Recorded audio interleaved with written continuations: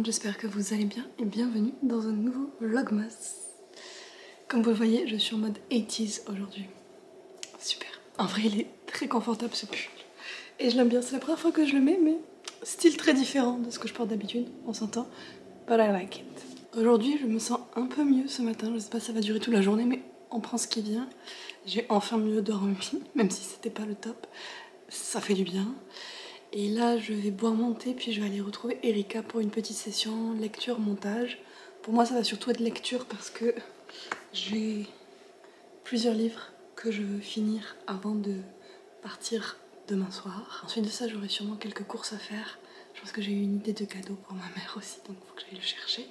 Et puis après, on verra quelle heure ce sera quand tout ça sera fait. Donc je vous invite à vous installer confortablement avec une bonne tasse de thé bien chaud.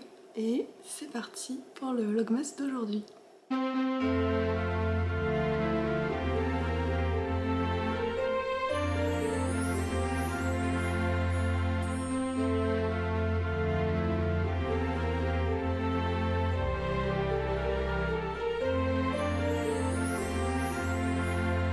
Je voulais vous montrer les lectures que j'ai prévu de finir avant de rentrer en France.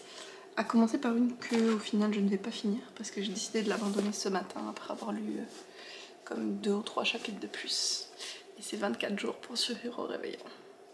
Alors je suis très triste parce que je voulais vraiment l'aimer ce livre-là. J'aimais le concept et tout, mais l'héroïne, j'y arrive pas. J'y arrive vraiment pas du tout avec sa personnalité. Ça ne passe pas.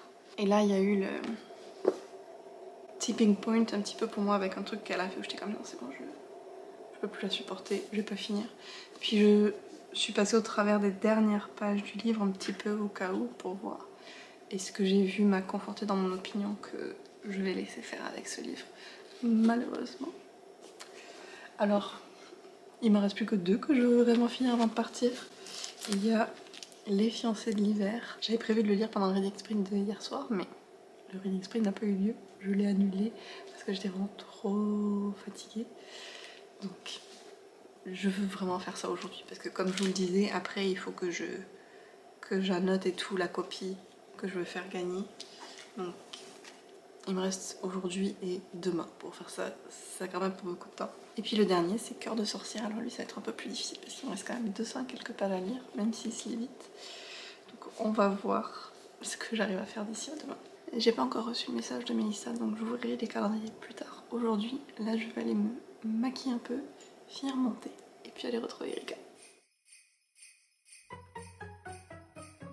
It's the end of the year. Everywhere on TV, couples and Christmas trees, gift wrapping and cheer. Just the worst time to be without someone special. In all the movies there, kissing in the snow, holding hands and mittens, baking together at home. Not like the movies when I'm walking in the snow, cold hands and mittens, eating gingerbread home alone. I dream of December nights, kissing under bright lights, snowflakes in my head, carols playing in the air. I dream of December nights, kissing under bright lights. Je vous retrouve que maintenant, il est presque 5 heures, parce que en rentrant de notre matinée avec Erika, je suis allée me coucher faire la sieste. Sachant que je suis quand même rentrée, c'était 2h30 à peu près, le temps que je fasse les arrêts que j'avais besoin de faire en route, notamment pour acheter le cadeau pour ma mère. Donc voilà, c'était quand même une longue matinée, on va dire, mais une matinée qui a été très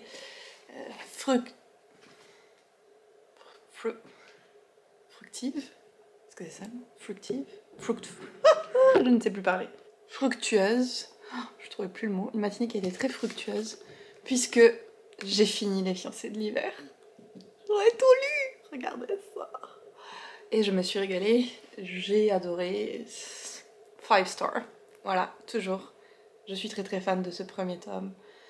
La dernière partie se passe énormément de choses.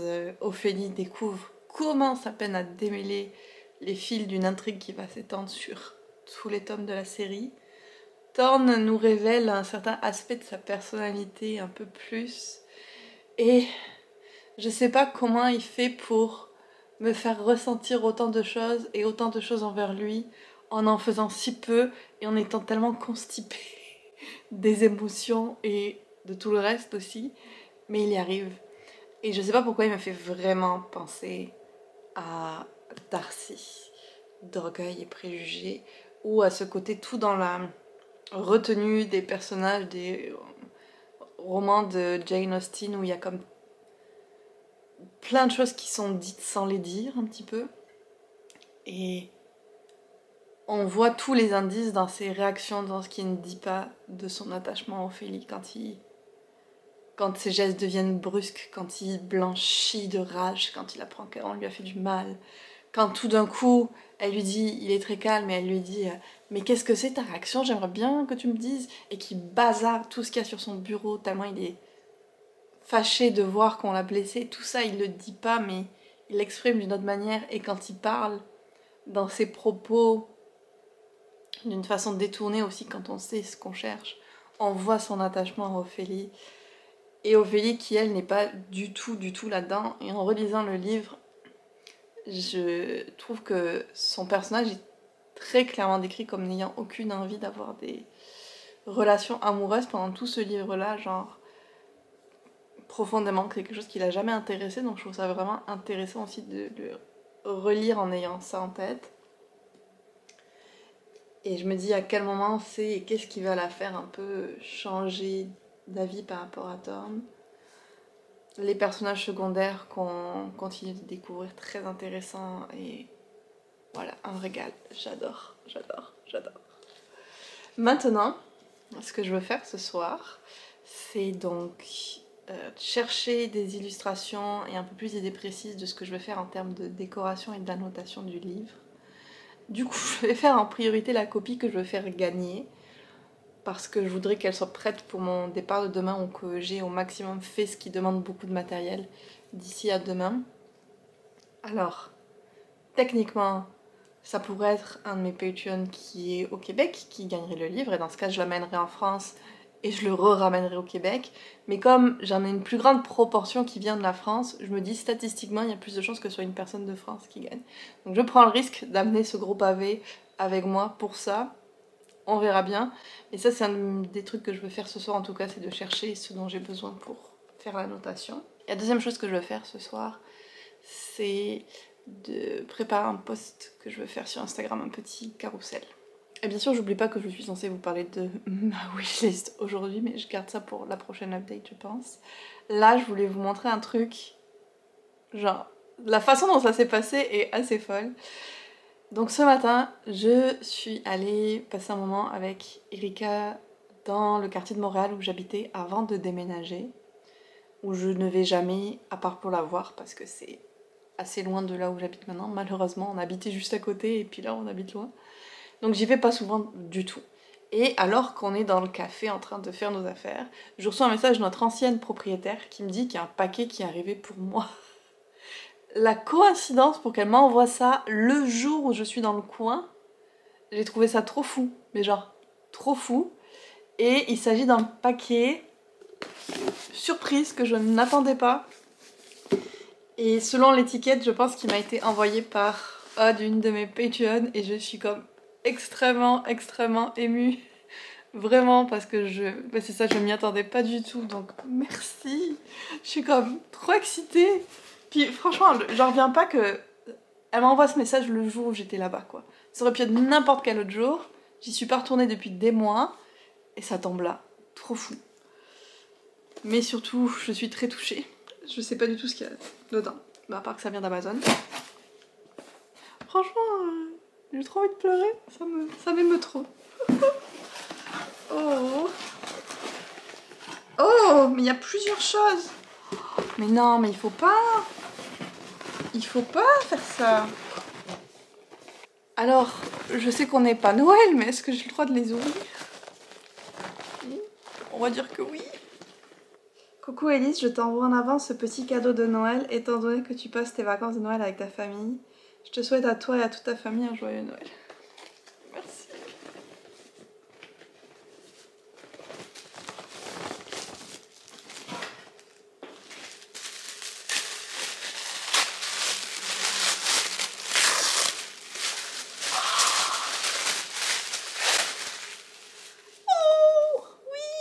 a Company of Witches que j'ai vu passer partout sur les réseaux cet automne et qui me tentait trop. Une petite histoire cosy de sorcière qui va être parfaite pour l'automne prochain. Oh, merci beaucoup. Je suis vraiment beaucoup trop émue. Je sais que je le répète, mais franchement, ça me touche vraiment, quoi. Ce petit cadeau pour te remercier. J'ai découvert ta chaîne YouTube cette année et je l'adore. J'adore également tout ton contenu sur Instagram et sur Patreon. Et je suis très heureuse de pouvoir te soutenir. Merci, Odd. Franchement, il fallait pas. C'est trop. We don't deserve this.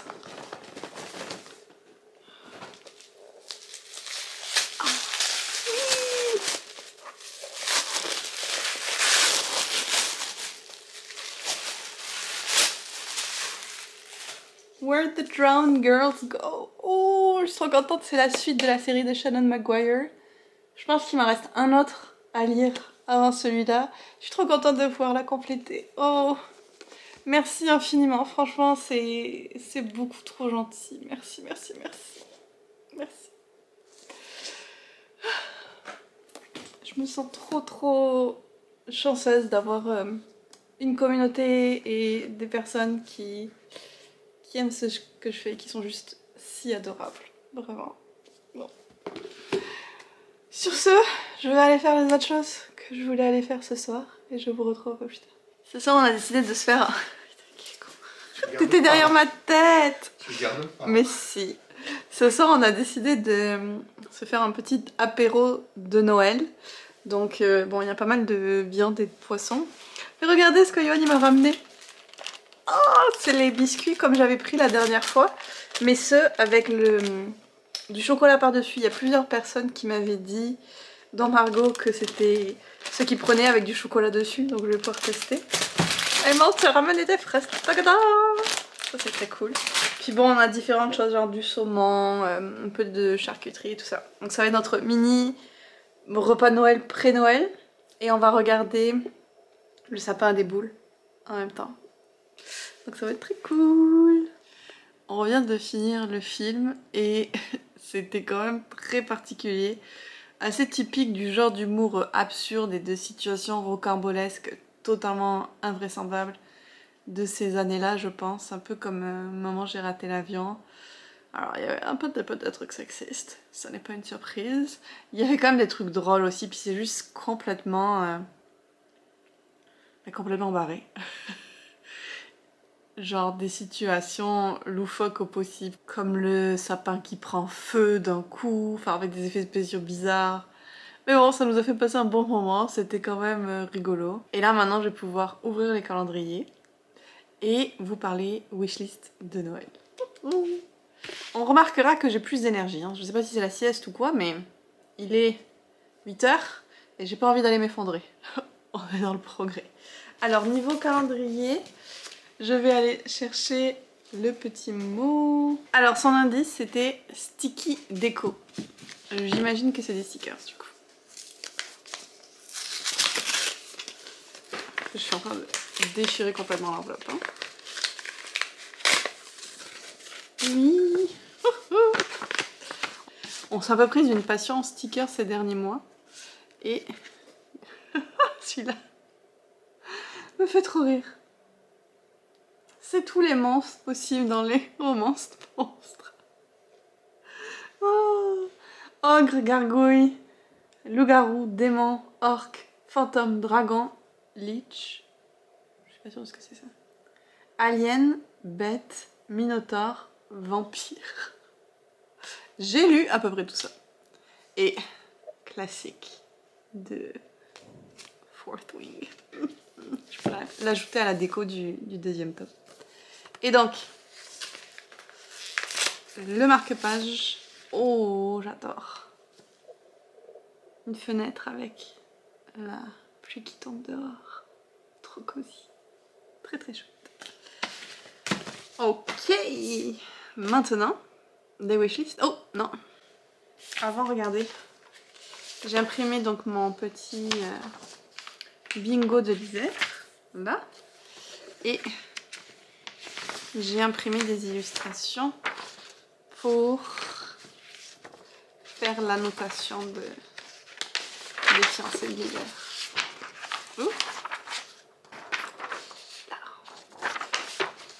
Donc au pire, si je ne le finis pas ici et que je dois prendre certains de mes stylos, ça c'est imprimé, c'était le plus important que je voulais faire. Le reste, je peux transporter dans une trousse, ça va. J'ai quand même essayé de faire le maximum demain. Maintenant, si on se penche sur les wishlists, en re-regardant, je pense qu'il y a des livres qui sont là depuis des années. Mais ils y sont toujours. Le premier, c'est Lancelot de Giles Christian, qui est une réécriture donc, de la légende arthurienne. Je suis une grande fan, j'aime beaucoup en lire les réécritures, et ça-là me fait de l'œil depuis apparemment décembre 2020. 3 ans que je l'ai sur ma wishlist. J'ai un livre qui est beaucoup plus récent par contre, In My Dreams I Hold a Knife de Ashley Winstead, qui est un thriller, donc ce serait un peu un test pour moi, mais j'ai plusieurs amis qui l'ont vraiment beaucoup aimé. Alors je connais pas le résumé parce que les thrillers je préfère y aller un petit peu à l'aveugle, mais c'en est un, c'est ça, dont j'ai entendu beaucoup d'avis positifs et qui m'intrigue bien dans mon cheminement tout nouveau dans les thrillers. On a The Traitor Queen qui est le deuxième tome de The Bridge Kingdom, qu'il faudrait que je lise un jour, parce que c'est une duologie. Ça fait 2 ans que j'ai lu The Bridge Kingdom, il me manque pas grand chose pour la finir. 2 autres qui sont là depuis un petit moment aussi, c'est Prospérine, virgule point, et la phrase sans fin, qui avait gagné un prix de l'imaginaire ou quelque chose comme ça je pense. Le principe du livre m'intriguait beaucoup vu qu'on est comme dans un livre, dans la ponctuation d'un livre. C'était très spécial, j'aimais bien. Et l'autre, et à la fin, il meurt. La seule vérité sur les contes de fées. J'adore les réécritures de contes de fées en tout genre, donc un petit graphique comme ça qui parle de la vérité sur les contes de fées. Oui, ça m'intrigue. J'ai aussi mis il y a un petit moment le dernier oracle de Megara Nolan qui est de l'urban fantasy avec une enquête paranormale qui est un espèce de sous-genre que j'aime vraiment beaucoup et qui en plus là se passe en Écosse, donc il y a beaucoup de légendes, de mystères. Je pense qu'il y a une petite romance aussi en même temps. Ça me plaît vraiment beaucoup comme résumé. J'adore quand il y a une société ou une organisation qui fait des enquêtes paranormales secrètes. J'adore ça. Le prochain, c'est de la cozy fantasy qui est sorti en 2020 mais que j'ai découvert beaucoup plus récemment. A Wizard's Guide to Defensive Baking. Je pense que c'est du jeunesse parce que l'héroïne a 14 ans et c'est par T. Kingfisher qui a écrit Nettle and Bone, qui était de la dark cozy fantasy si je peux dire, que j'ai beaucoup aimé. Est-ce que j'ai lu cette année ou l'an dernier? Je pense que c'est cette année. J'ai beaucoup aimé. Et là c'est une jeune fille qui n'est pas très douée en sorcellerie mais qui va se retrouver à devoir protéger sa ville d'un assassin. Mais le titre vraiment me donnait beaucoup envie là. Wizard's Guide to Defensive Baking. Je trouve ça hyper original, la couverture est très cute aussi. Et j'aimerais bien tester d'autres livres de T. Kingfisher. D'ailleurs vous allez voir, il y en a un autre plus loin dans ma wishlist, la même autrice. Ensuite j'ai Everyone in My Family Has Killed Someone. Pareil, dans mon périple Murder Mystery Thriller. Le titre de celui-là, c'est ce qui m'a attirée en premier. Et puis j'ai vu une youtubeuse que j'aime beaucoup, Books and Lala, qui parlait de cette série aussi. Et le concept est quand même hyper intéressant. Genre, c'est une famille où tout le monde a tué quelqu'un, que ce soit volontairement ou par accident. Et le héros va se retrouver dans une réunion de famille, dans une station de ski. Et peut-être que lui aussi va tuer quelqu'un, mais qui ça m'intrigue beaucoup. Le prochain, c'est un young adult, il n'y en a pas beaucoup. C'est Their Vicious Games qui est sorti cette année et qui est présenté comme un mélange de Ace of Spades avec Squid Game et un peu du Bachelor. J'avais adoré Ace of Spades, donc on retrouve un peu le même côté, une jeune femme noire qui veut entrer dans une université d'Ivy League mais qui se retrouve un peu comme piégée, qui perd sa chance et qui va devoir rentrer dans une espèce de compétition mortelle pour atteindre ses buts. J'aimais bien ce côté un peu thriller encore une fois, et les thrillers young adult en principe j'aime bien. On passe à quelque chose de plus léger avec du Cozy Mystery, Murder by the Seashore, qui est aussi sorti cette année et qui est à propos d'une femme qui a une librairie dans le sud de la Californie. Et puis bon, il va y avoir le petit meurtre et tout ça du Cozy Mystery. Mais le côté sud de la Californie et librairie, ça m'a particulièrement attirée, on va dire, dans ce Cozy Mystery là.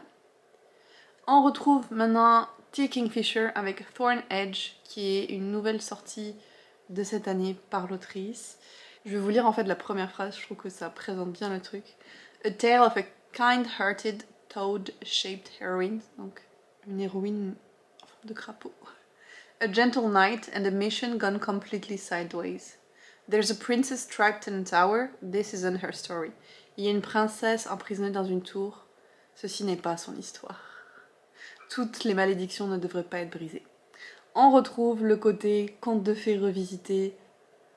Il me tente énormément, je pense que c'est un de ceux qui me tente le plus de ma wishlist, celui-là.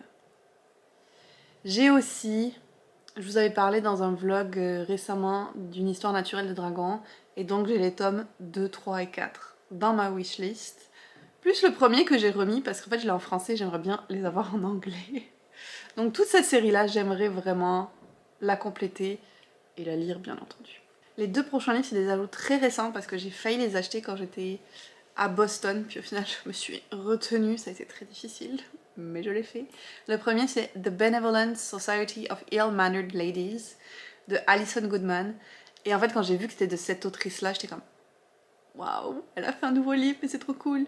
C'est l'autrice de Lady Helen, de Ion et Iona. J'ai beaucoup aimé, à chaque fois je trouve qu'elle fait des livres hyper féministes dans des conditions pas faciles pour les femmes. Donc c'est à la fois enrageant mais c'est bien écrit, on s'attache beaucoup. Et là on est dans la Régence, encore une fois, dans une société de jeunes femmes qui vont être un peu des détectives amatrices. La couverture est très cute aussi, ça ne gâche rien. Et il me fait vraiment très très envie celui-là. Je suis en train de me dire aussi que petit à petit j'accumule des romans qui se passent autour de la période de la Régence et que peut-être ça pourrait faire un futur vlog à thème. Celui-là aussi je pense qu'il est dans le top 5 de ma wishlist. Un autre qui me tente énormément, qui est sorti en novembre 2023, donc très récent, et pareil je l'avais dans mes mains, je l'ai posé avant de passer à la caisse. Do Your Worst de Rosie Danan, où il y a une experte dans l'occulte un petit peu, dans les malédictions, briser les malédictions, qui va se retrouver à travailler avec un archéologue dont la carrière a mal tourné pour essayer d'enlever la malédiction d'un château en Écosse. Déjà en plus on a l'Écosse, le côté enemies to lovers, entre parenthèses enemies, disons juste qu'ils ont des points de vue divergents. L'ambiance me plaisait bien, même si c'est probablement un livre que j'attendrai l'automne pour lire. Pour ça aussi que je l'avais reposé, je me suis dit tu vas pas lire de Elise, mais très intéressée. Les 2 prochains c'est des Riley Sager, un auteur que j'ai découvert avec The Only One Left que j'ai lu cet été et que j'ai bien aimé. Il y a Lock Every Door et The Last Time I Lied. Les 2 m'ont été recommandés par une amie qui lit beaucoup de thrillers. Elle m'a dit que c'était parmi ses préférés de l'auteur. Donc j'aimerais bien les tester parce que même si The Only One Left, à la fin pour moi c'était un peu trop, j'ai quand même été hyper captivée et j'ai beaucoup aimé. Puis je suis toujours à la recherche du thriller qui va me faire waouh, j'attends d'en découvrir un. Si vous avez des recommandations de thrillers, alors pas du Stephen King, pas de trucs trop gore, pas de trucs sales avec plein d'agressions sexuelles partout s'il vous plaît. Si vous avez des recommandations hors ça, dites-moi dans les commentaires pour un thriller, waouh. Sinon, je continue avec ma wishlist. Le prochain c'est moins peut-être un livre de fiction, même si le sujet est fictif. A Field Guide to Mermaids, qui est un peu comme comme le titre l'indique, un guide sur les différents types de sirènes, leur habitat, un peu comme de la cryptozoologie j'imagine, mais sans qu'il y ait le côté fiction qu'on pourrait avoir dans Emily Wilde Encyclopedia of Fairies. Ça m'intrigue quand même vraiment beaucoup, j'aime ce type d'ouvrage là. Ça me rappelle qu'en France j'ai un énorme livre d'encyclopédie des fées que je voulais ramener à Montréal, mais il doit peser genre 10 kg à lui tout seul. J'essaierai de penser à vous le montrer quand je serai en France. Pour la liste du futur, essaye de te souvenir. Le prochain livre c'est Le Papillon de Jade, qui est le 3e tome de la trilogie d'Eli Harini. J'ai lu le premier tome que j'avais beaucoup aimé il y a quand même pas mal de temps. J'ai acheté le 2e, j'ai toujours pas lu. J'aimerais bien voir le 3e aussi pour compléter la trilogie. Donc c'est de la fiction historique, super top. Franchement, j'avais adoré. Très complexe, très bien écrit, nickel. Et le dernier dont je veux vous parler, ça en est aussi un qui est dans ma pile à lire depuis super longtemps. Et là, je suis en train de voir qu'en fait, il est disponible sur Kindle Unlimited. Intéressant. Je vais quand même vous en parler parce que je pense que je serais pas contre avoir une copie papier de celui-là, plus que sur Kindle Unlimited vu que c'est de la fantasy et tout. Bref. The Sword. Et celui-là, j'ai jamais lu le résumé, mais c'est pareil, j'ai vu tellement d'avis méga positifs, comme quoi c'est la meilleure fantasy, que c'est super bon, un peu style peut-être Poppy War, mélangé à La Voix des Rois. Il y a quand même pas mal une intrigue politique et je pense militaire dedans. Donc vraiment plus du genre fantasy épique à 200%. Et j'en lis pas autant que je voudrais. J'ai La Voix des Rois dans ma palle et je pense que j'ai Malice qui rentrerait dedans aussi. Mais j'aimerais vraiment en lire plus et celui-là, clairement, m'intéresse beaucoup. Alors il y a quelques autres petits livres qui sont dans mes wishlists, mais ça c'est les principaux. Il y en a plusieurs qui sont en anglais, mais il y en a aussi quelques-uns en français, donc j'espère que ça vous aura peut-être donné envie de les ajouter à vos piles à lire ou d'aller voir plus en détail de quoi ils parlent. N'hésitez pas à me dire vous en commentaire quels sont les livres dans votre wishlist que vous aimeriez demander au petit Papa Noël. De mon côté, je vais arrêter le vlog là. Je pense que ça va être un long vlog, donc j'espère que vous aurez passé un bon moment. Si vous ne savez pas quoi mettre en commentaire, que vous n'avez pas de recommandations de thriller, waouh, pour moi, vous pouvez mettre un emoji... Qu'est-ce que j'ai fait aujourd'hui? Un emoji livre. Je sais que ça c'est basique, mais vu que j'ai fini en vous parlant de ma wishlist, voilà, ça va bien. Et le concours du jour, c'est pour gagner nos rêves envolés. Donc, bonne chance à vous. Demain, je vais essayer de filmer le vlog comme je vous disais, annotation de la passe miroir. Mais je suis pas sûre que j'aurai le temps de le poster ou quoi avant d'aller à l'aéroport. Donc, c'est possible que le lundi 19, vous n'ayez pas de vlog ou qu'il sorte très tard, donc ne vous inquiétez pas. Sur ce, je vous souhaite une bonne journée et je vous dis à très vite.